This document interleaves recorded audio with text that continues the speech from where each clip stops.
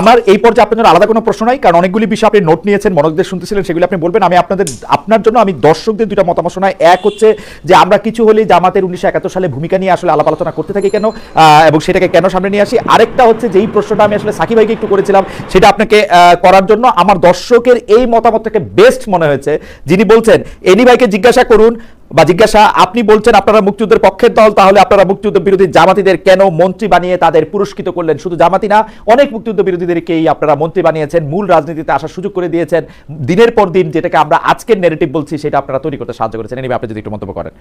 দেখুন, ধন্যবাদ। ছাত্র রাজনীতির আলোকে আমি যদি সম্পূর্ণ জাতীয় রাজনীতির আলোচনা নিয়ে আসি, তাহলে এই মুহূর্তে সব অ্যান্সার দেওয়া যাবে না। আমি শুধু এটাই বলবো যেটা জুনায়েদ সাকি বলার চেষ্টা করেছেন এবং আমিও বলেছি, যে সাধারণ ছাত্রদের মুখপাত্র হয়ে যেভাবে একটা মব তৈরি করা হয়েছিল, এটার রেজাল্ট হয়তোবা আমাদেরকে পেতে আরো 2-4-5 বছর অপেক্ষা করতে হবে। কারণ ছাত্র শিবির, আমি মনে করছি যে ঢাকা বিশ্ববিদ্যালয় ক্যাম্পাস নয়, বিভিন্ন প্রতিষ্ঠানে যে সুযোগটি গত 10-12 বছর বা এই 1-1.5 বছরও বিশেষভাবে নিয়েছে, তারা সাধারণ ছাত্রদেরকে জিম্মি করে রাজনীতি করেছে, যে সুযোগটা কখনো ছাত্রদল গ্রহণ করে নাই।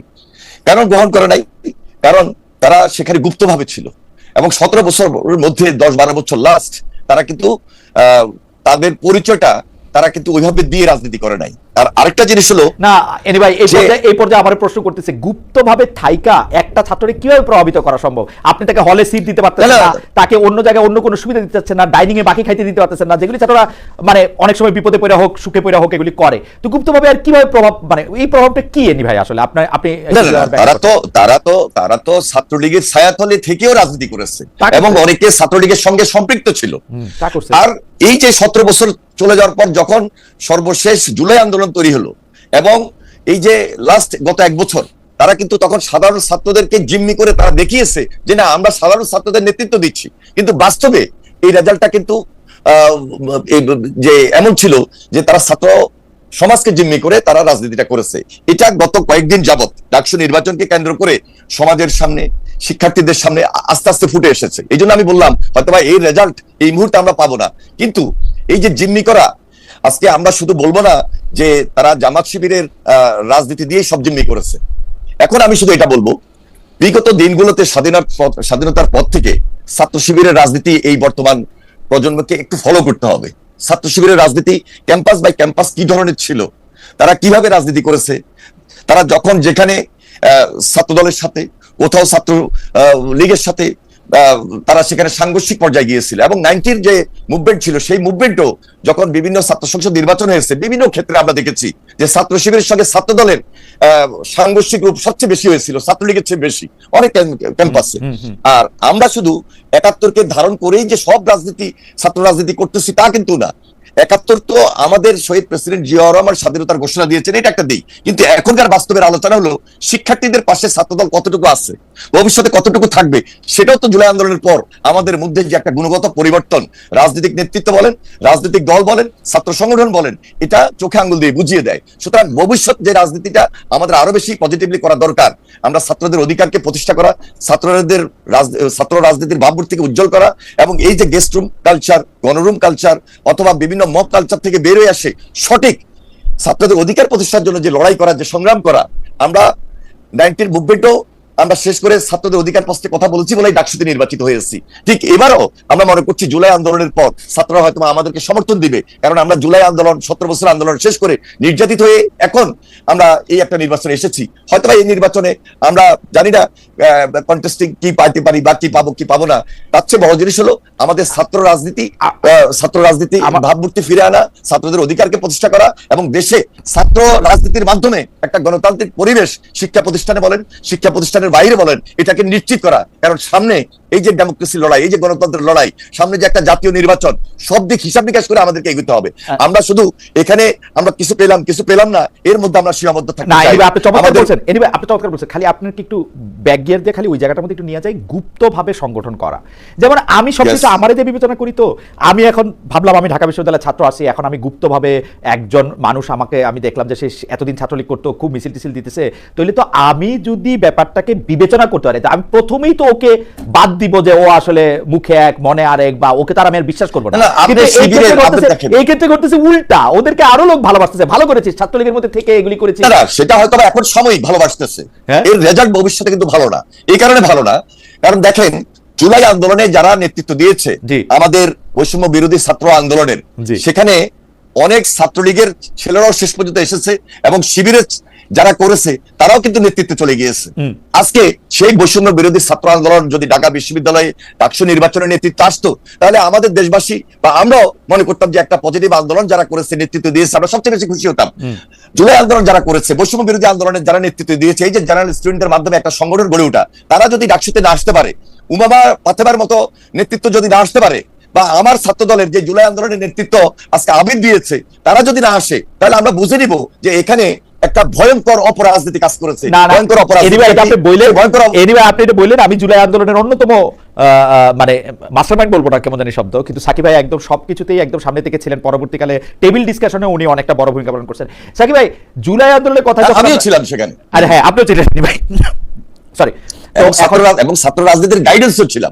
রাইট, গাইডেন্সও ছিলেন। কিন্তু ঘটনা হইতেছে আপনারা যখন আটকে গেছেন, সাকিব এই কথা কি ঠিক? আমাকে আসলে অনেকেই বলছেন যখন আসলে জুলাই আন্দোলনটা এক জায়গায় আটকে গিয়ে থমকে পড়ার পরিস্থিতি সৃষ্টি হয়েছিল, তখন সেই আন্দোলনটাকে বেগবান করেছে আসলে এই ছাত্র শিবিরের লুকিয়ে থাকা, যারা ছাত্রলীগে লুকিয়েছিল, এই সাদিক কায়েম বা এই যে এরাই এই আন্দোলনটা বেগবান করছে, এবং তারা যদি এটাকে সামনে না নিয়ে আসতো, তাহলে আপনি এই আন্দোলনটাতে আসলে জিততে পারতেন না। সাকিব ব্যাপারটা কি এরকম? সেজন্য জুলাই আন্দোলনের মূল ক্রেডিট তাদের দেওয়া উচিত, যেটা তাদেরকে দেওয়া হয় না বলে তারা আফসোস করতেছেন। আপনি কি মনে করেন? দেখুন, এই যে ক্রেডিটের রাজনীতিটা, এটা অনেকেই করেন এবং ক্রেডিটের রাজনীতিটা নিয়ে যাওয়ার চেষ্টা করেন, এবং কাউকে একবার হিরো বানান, তারপর আরেকজন হিরো হতে দেখি আমরা বিভিন্ন জনের বয়ানে। তাদের সাথে কে যোগাযোগ রেখেছে সেটার দ্বারাই তিনি পুরোটার আন্দোলনের ক্রেডিট এবং হিরো হয়ে যাচ্ছেন। তিনি মেটিকুলাস ভাবে করে ফেলছেন। এরকম ভাবে আমরা ফেসবুকে অনেকগুলো তর্ক হতে দেখেছি। এই পুরোটাই হচ্ছে জনগণের রাজনীতি নানাভাবে মানে বেহাত করার, দখল করার একটা পুরনো প্রক্রিয়ারই ধারাবাহিকতা। আমরা এই জনগণের যে ভূমিকা, ঐতিহাসিক ভূমিকা, বিভিন্ন অভ্যুত্থানে, আমাদের মুক্তিযুদ্ধে, এই যে তাদের জনগণের ভূমিকা ব্যাহাত হয়ে কতিপয় ব্যক্তি অথবা গোষ্ঠীর হাতে যে সমস্ত ক্রেডিট জমা হয়, এটার আমরা বিরোধী। কেননা এইভাবে কোনো গণ অভ্যুত্থান সংগঠিত হয় না। জনগণের প্রতিরোধটাকেই বিভিন্ন অংশে, সেখানে যেমন বিএনপি ছিল, জামাত ইসলামী ছিল, গণসংহতি আন্দোলন ছিল, গণ অধিকার পরিষদ ছিল, সমস্ত, এমনকি শেষের দিকে এসে তখন বাম ডান কোনো পার্থক্য থাকেনি, বামপন্থীরাও এই আন্দোলনের মধ্যে ঢুকে পড়েছিল। আমি যে জায়গায় আসতে চাই, আমরা বাংলাদেশে একটা ভয়ঙ্কর জিনিস দেখেছি। শেখ হাসিনার এক ধরনের একটা তো হচ্ছে তার রাজনীতি নিজের ভেতর থেকেই একটা তার ফ্যাসিবাদী প্রবণতা আছে, আরেকটা হচ্ছে তার ব্যক্তিগত অভিজ্ঞতার ফলে এক ধরনের জনগণের প্রতি বিদ্বেষ আছে বাংলাদেশের মানুষের প্রতি, এবং সেইটা আমরা নানাভাবে দেখেছি। এখন এই বাংলাদেশে এইটা অনেকটা আছে যে শেখ হাসিনা, আমি জানি না আওয়ামী লীগের সর্বস্তরের মানুষ তাদের সমর্থক কর্মীরা একইভাবে ভাবে কিনা, কিন্তু শেখ হাসিনার ভাবনা চিন্তা কিংবা তার সাইকো অ্যানালিসিস যদি আমরা কিছুটা করতে পারি, এই জায়গাটা প্রবণতার সম্ভাবনা আছে। এইটা তারা ডিসকোর্স হিসেবে সামনে আনতে চায় যে আওয়ামী লীগ না থাকলে দেশটা জামাত ইসলামের হাতে চলে যায়, আওয়ামী লীগ না থাকলে দেশটা অরাজকতা নৈরাজ্যের মধ্যে চলে যায়। এইটা তারা প্রতিষ্ঠা করতে চাইবে, এবং এইরকম অনেক ঘটনা আমরা দেখব যে যেখানে আসলে শেখ হাসিনার নির্দেশে এই এমন ধরনের কতগুলো ঘটনা ঘটবে যেটাতে এইরকম একটা ন্যারেটিভ টানা যায়। তো তাদের দাবি ছিল এটা একটা জামাতি মানে কি বলে অভ্যুত্থান, অথবা জামাত এই জিনিসটা পুরো জিনিসটা করছে, এবং এইটা যেভাবে তারা প্রতিষ্ঠা করেছে তাতে অনেক ক্ষেত্রেই আবার অনেকে এটাতে কিছুটা হাওয়া দিয়েছেন। আমি বলবো যে বাদশাহের একটা ভূমিকা, মানে এনসিপি যে গঠিত হলো, বৈষম্য বিরোধী ছাত্র আন্দোলন ছিল আমাদের অভ্যুত্থানের শক্তি, তাদেরকে আমরা সবাই সমর্থন করেছি, তার মধ্যে সবাই ছিল।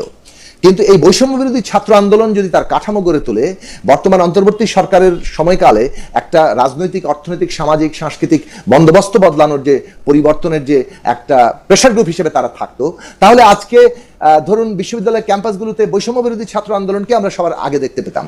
কিন্তু যেটা আমরা দেখেছি যে তারা ক্ষমতার অংশীদার হলেন, এবং তারপরে তারা আসলে একটা পক্ষের দিকে কিছুটা ঝুঁকে গেলেন, অভ্যুত্থানের মধ্যেই বিভিন্ন অংশের মধ্যে বিরোধ তৈরি করতে থাকলেন, পুরনো বন্দোবস্তের কায়দায় মনে হতে থাকলো যে আচ্ছা একটা দলের বিরোধিতা করার মধ্যে দিয়ে আমাদের রাজনীতি প্রতিষ্ঠা হবে। এই জায়গাটাতে গেলেন, আমরা গুরুত্বপূর্ণ করতে পারলাম না রাষ্ট্রের সংস্কারের প্রশ্ন, রাষ্ট্রের গুণগত পরিবর্তনের প্রশ্ন। সেইখানে বিএনপির ভূমিকারও দায় আছে। বিএনপি আজকে যতগুলো সংস্কারে সম্মত হয়েছে, শুরু থেকে অনেকগুলো জায়গাতেই তারা সম্মত ছিল না।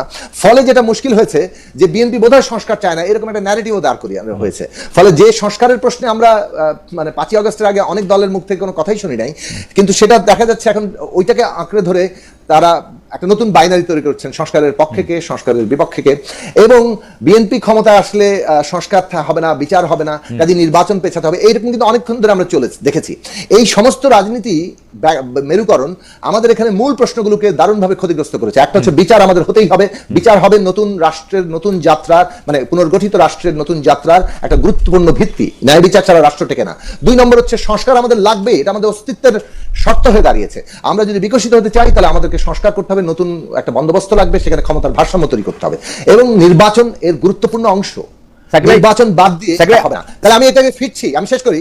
এই জায়গাটাতে একটা গুরুত্বপূর্ণ মানে মেরুকরণ ঘটেছে, এবং আমার মনে হয় সংশ্লিষ্ট সকল রাজনৈতিক পক্ষেরই এই বিষয়গুলো থেকে যে ইনফারেন্স কিংবা যে সিদ্ধান্ত টানা দরকার সেটা তারা টানবেন। আরেকটা গুরুত্বপূর্ণ প্রশ্ন, দুর্নীতি, লুটপাট।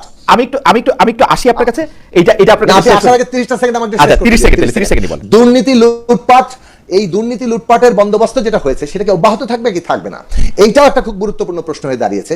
এবং এই ক্ষেত্রে যারা যেভাবে নিজেদেরকে হাজির করতে পারছেন, মানুষের কাছে এই ইস্যুগুলো অনেক গুরুত্বপূর্ণ হয়ে গেছে।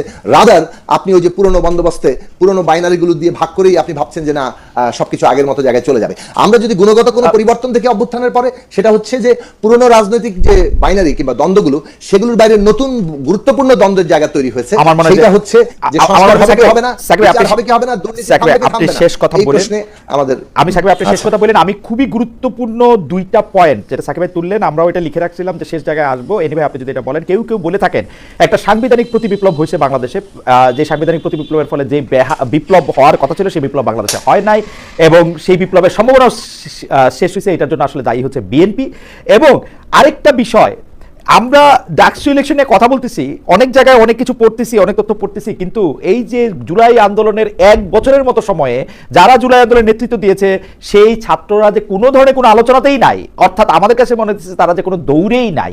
এইটাকে আপনি আসলে কিভাবে দেখেন? আমরা সাকিব ভাইকে ওইটা জানতে চাইবো যে সাকিব ভাই, এই সাংবিধানিক প্রতি বিপ্লবের জন্য আমি আসলে যদি হয়ে থাকে, এটার জন্য আমরা বিএনপিকে দায়ী করবো কিনা? বিএনপি জাতীয় সংসদে যায় নাই, সরকারে যায় নাই, সরকারকে ইচ্ছা করে দুর্বল করছে, শুধুমাত্র একটা নির্বাচন করতে চাইছে, এটা সাকিবের কাছে আমি একটু জানিয়ে রাখি, মানে প্রশ্নটা বলে রাখি। আর 2 হচ্ছে একদম যে ইরেলেভেন্ট হয়ে গেল আমাদের ছাত্রদের দলটা, জাতীয় রাজনীতিতে অলমোস্ট তাই হবে বলে আমার ধারণা। এটা নিয়ে আপনাদের 2 জনের মন্তব্য শুনতে চাই। প্রথমে এনিভাই আপনারা দায়ী একটা বিপ্লব ব্যাহত হয়ে যাবে। ঠিক আছে, দেখুন একটা বিপ্লবের পর আমরা কিন্তু সর্বপ্রথম শেখ হাসিনার বিচার সবচেয়ে বেশি দাবি করেছি। আর শেখ হাসিনার বিচার তো সবচেয়ে বেশি আমরা চাই, এবং তাদের সঙ্গে আমাদের যে স্বাধীনতার পরবর্তী যে রাজনীতি পক্ষে বিপক্ষে যতটা স্পষ্ট ছিল, সকল রাজনৈতিক দলের সঙ্গে এত স্পষ্ট ছিল না। আমরা যত বেশি আওয়ামী লীগের রাজনীতির সঙ্গে আমাদের সাংঘর্ষিক পর্যায়ে পক্ষে বিপক্ষে তৈরি হয়েছে। এরপরে দেখেন গত 17 বছর আমাদের উপর যে দমন পীড়ন, অত্যাচার, নির্যাতন, গুম খুন সবকিছু আমাদেরকে সহ্য করতে হয়েছে, আমাদেরকে মোকাবেলা করতে হয়েছে। আমাদের চেয়ে বেশি জামাত মোকাবেলা করেছে আমি বলবো না, তবে জামাতের যুদ্ধাপরাধীদেরকে নিয়ে যেভাবে ফাঁসি দিয়েছে এটা আসলে একটা ভিন্ন ধরনের তাদের নিজস্ব ষড়যন্ত্র একটা ছিল, এবং সেখানে অনেকটাই ফাঁসি দেওয়া হয়েছে, সেটা আরেকটা ভিন্ন প্রেক্ষাপট। কিন্তু আন্দোলন সংগ্রামে মাঠে থাকা দৃশ্যমান বা বাস্তবিক পক্ষে সেটা সবচেয়ে বেশি বিএনপি এবং বিএনপির অঙ্গ সংগঠন সহ সাধারণ মানুষকে আমরা এঙ্গেজমেন্ট এমন ভাবে নিয়েছিলাম। দ্বিতীয়ত আসেন যারা সর্বশেষ জুলাই আন্দোলনের নেতৃত্ব দিয়েছে, আমি আগেও বলেছি আজকে যদি ডাকসু নির্বাচনে তারা সবচেয়ে বেশি প্রাধান্য পেত, আমরা খুশি হতাম যে তারা জেনারেল স্টুডেন্টদের পক্ষ অবলম্বন করে নেতৃত্ব দিয়ে জুলাই আন্দোলন যেমন তৈরি করেছে, তেমনি ঢাকা বিশ্ববিদ্যালয়ের ডাকসু নির্বাচনে তাদের প্রতিনিধিত্ব ফুটে উঠতো। কিন্তু সেটা হচ্ছে কিনা ক্রমাগতভাবে বিএনপি তাদেরকে আমরা তাদেরকে কোনো আঘাত করি নাই। আমরা বারবার দেখেন 31 দফার রূপে বক্তব্য রেখেছি, 31 দফার যে সংস্কারের আলোচনা নিয়ে এসেছি সেটা আমাদের একার ছিল না। আমরা যারা হাসিনা বিরোধী ফ্যাসিস্ট বিরোধী আন্দোলন করেছি, যুগপৎ আন্দোলন করেছি, সবাই মিলেই কিন্তু আমরা এই সংস্কার প্রস্তাব নিয়ে এসেছি, এবং এই সংস্কারটা হবে এটা নিশ্চিত জেনেই আমরা মাঠে নেমেছি। আমরা একটা সুশাসন প্রথম থেকে 8-9 মাস আপনারা বিরোধিতা কিসের করলেন? 8-9 মাস আগেই সংস্কারের আমিও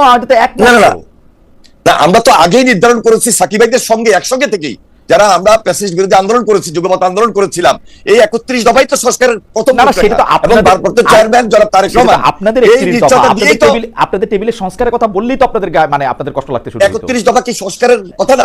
31 দফা এবং এই যে সংস্কার এটার সঙ্গে তো কোনো অমিল নাই।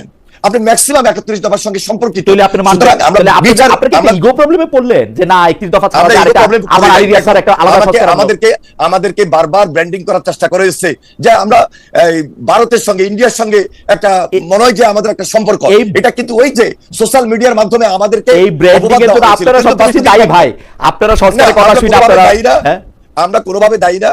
আমরা সরাসরি ভারত যে এই যে বিগত সরকারকে 2014 নির্বাচন বলেন, 2018 নির্বাচন বলেন, 2024 নির্বাচন বলেন এবং আমাদের উপর অত্যাচার নির্যাতন করে ক্ষমতায় টিকিয়ে থাকা, এটা ভারতের সহযোগিতা হয়েছে। তাহলে আমরা কেন ভারতের সঙ্গে থেকে আজকে আমরা তাদের বিচার চাইবো না?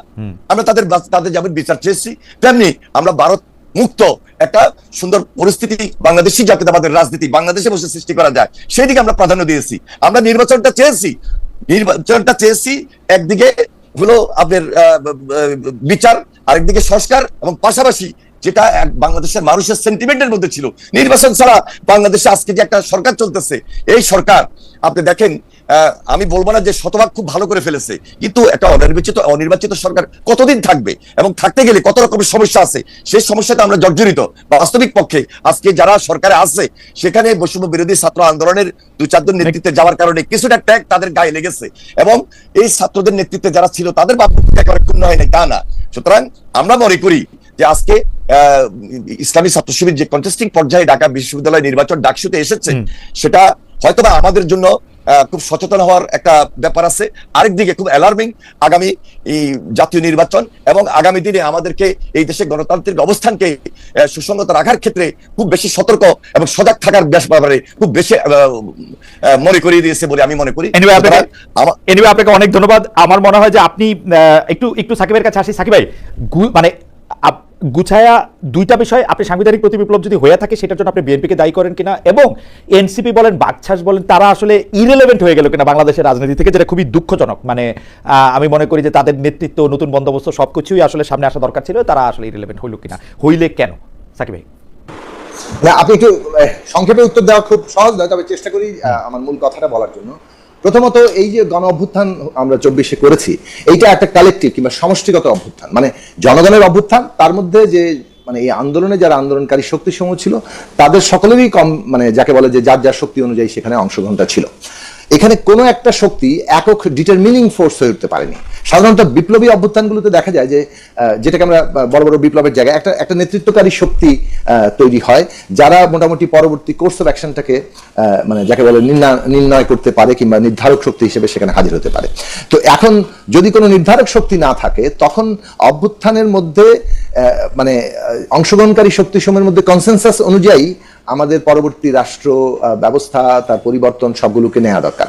পদ্ধতিগতভাবে যদি এই কনসেনসাসকে বদলে ক্ষমতার ভারসাম্য যেখানে এমনভাবে যেখানে কনসেনসাস ছাড়া উপায় নাই কিন্তু আমরা বিপ্লব করতে যাচ্ছি, তখন অনেক ক্ষেত্রেই এমন মিসকারেজ হতে পারে, এমন ধরনের রাজনৈতিক ঘটনা ঘটতে পারে, যেটা আমরা অনেকগুলো জায়গায় দেখেছি, অনেকগুলো দেশের ক্ষেত্রে দেখেছি যে নানা ধরনের অ্যানার্কি ফলে নানাভাবে সেটা বিপর্যয়ের মধ্যে আবার পড়েছে অভ্যুত্থানগুলো।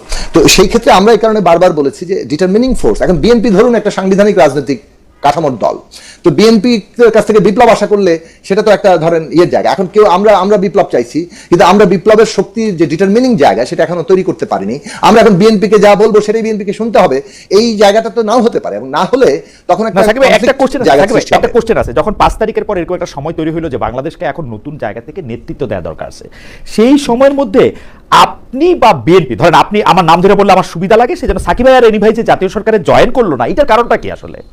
আচ্ছা, আসেন প্রথমত 5 তারিখ রাতের বেলা সেনাভবনে, এবং এটা লম্বা আলোচনা, বাট আমি সংক্ষেপে বলি, সেনাভবন বঙ্গভবন দুই জায়গায় একটা সিদ্ধান্ত হয়েছে যে বৈষম্য বিরোধী ছাত্র আন্দোলনের নেতৃবৃন্দের সাথে আলোচনা করেই পরবর্তী করণীয় ঠিক করতে হবে।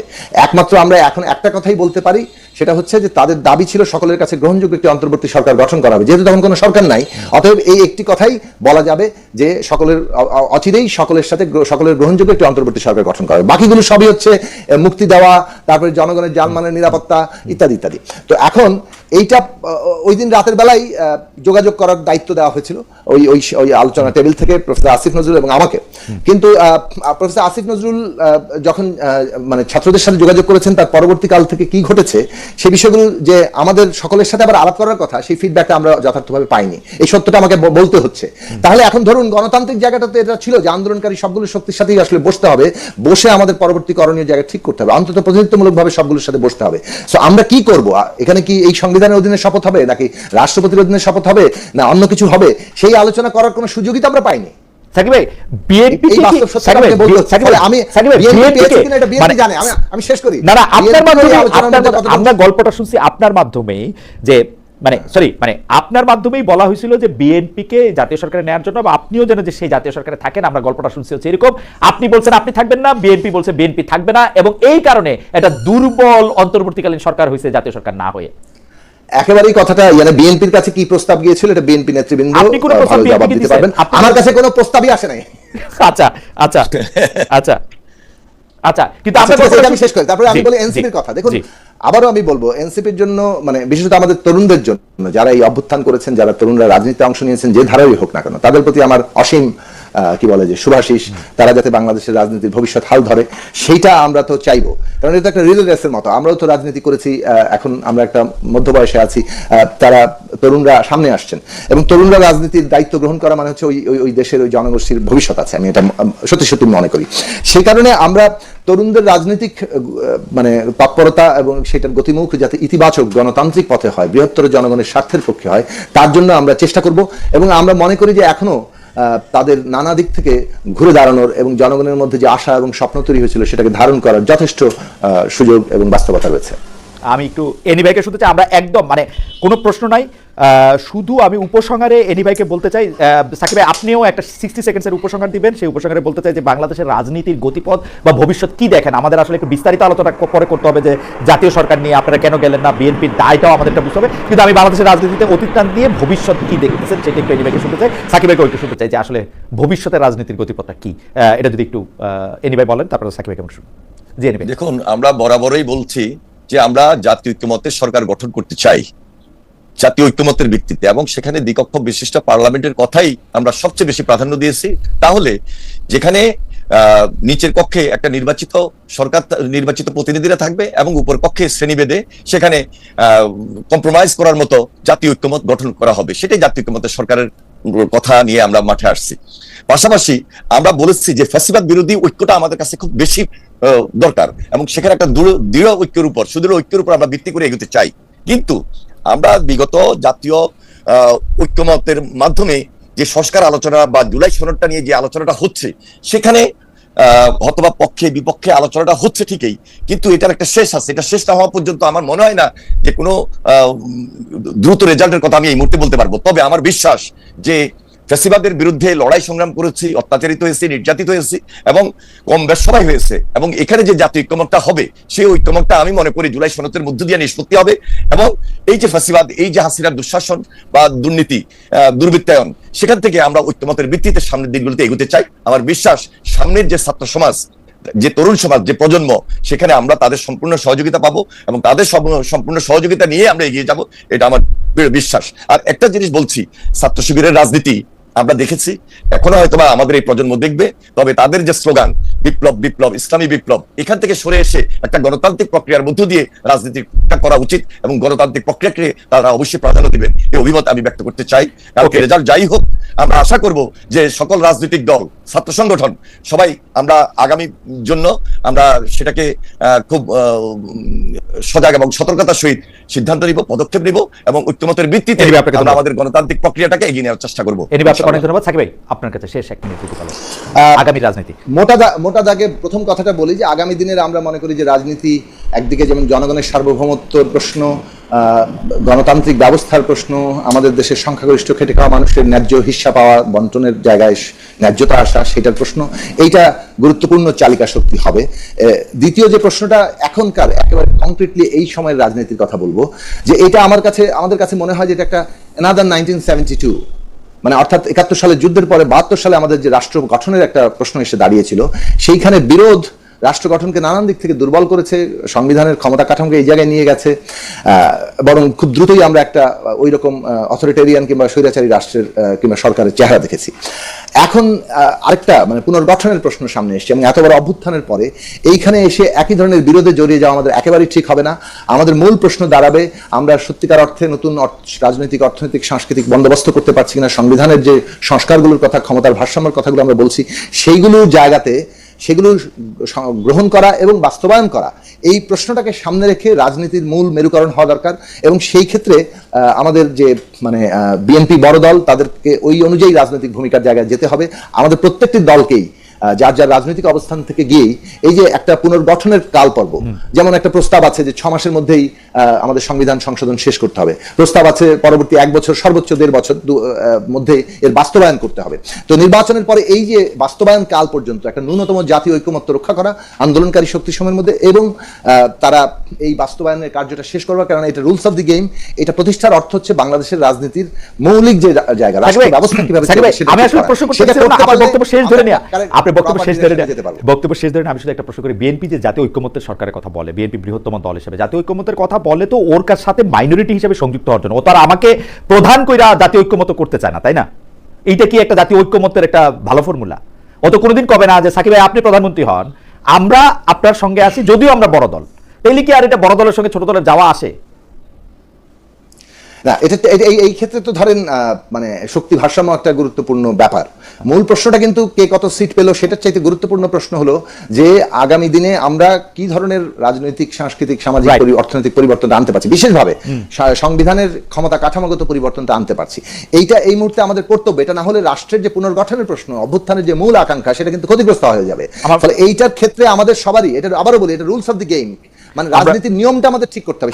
রুলস অফ দ্য গেমের কথা সাকিব ভাই বলতেছেন, সাকিব ভাই রুলস অফ দ্য গেম বলতেছেন। আমি যেহেতু টুইটার করছি, আমি এনি ভাই আপনারা কি একটু জিজ্ঞেস করতে পারি, আপনারা তো চেয়ারম্যানের চেয়ারটা ছাড়বেন না, যত ঐক্যমত্য হোক, মানে আপনি প্রধান থেকেই তো আমাদেরকে আহ্বান জানাবেন, আপনাদের সাথে যুক্ত হবেন।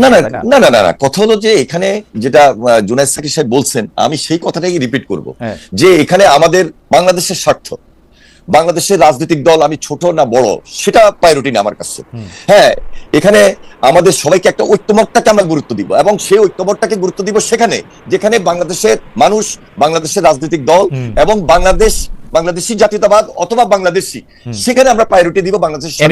আমার মনে হয় আপনি পরিষ্কার এবং বিশেষভাবে ফ্যাসিস্টের বিরুদ্ধে যারা লড়াই করেছি, সংগ্রাম করেছি, এটার ব্যাপারে আমাদের জাতীয় ঐক্যমত্যটা হলো আসল। এনিওয়ে আপনাকে অনেক ধন্যবাদ সাকিব ভাই। আপনাকেও আজকে একটি এরকম গুরুত্বপূর্ণ দিনে যেখানে ডাকসু ইলেকশন হচ্ছে, সেখানে ডাকসু এবং জাতীয় রাজনীতি সম্পর্কে অনেকগুলি গুরুত্বপূর্ণ দিক নির্দেশনা প্রশ্ন উত্তর আপনারা দিয়েছেন। আপনাদের দুজনকে অনেক ধন্যবাদ। অনেক দর্শক আমাদের সঙ্গে ছিল, তারা অনেকেই আপনাদের মন্তব্যের সাথে একমত হয়েছেন, কেউ দ্বিমত পোষণ করেছেন। সব বিষয় মিলিয়ে আপনাদেরকে অনেক ধন্যবাদ দিয়ে আজকের অনুষ্ঠান এখানে শেষ করছি।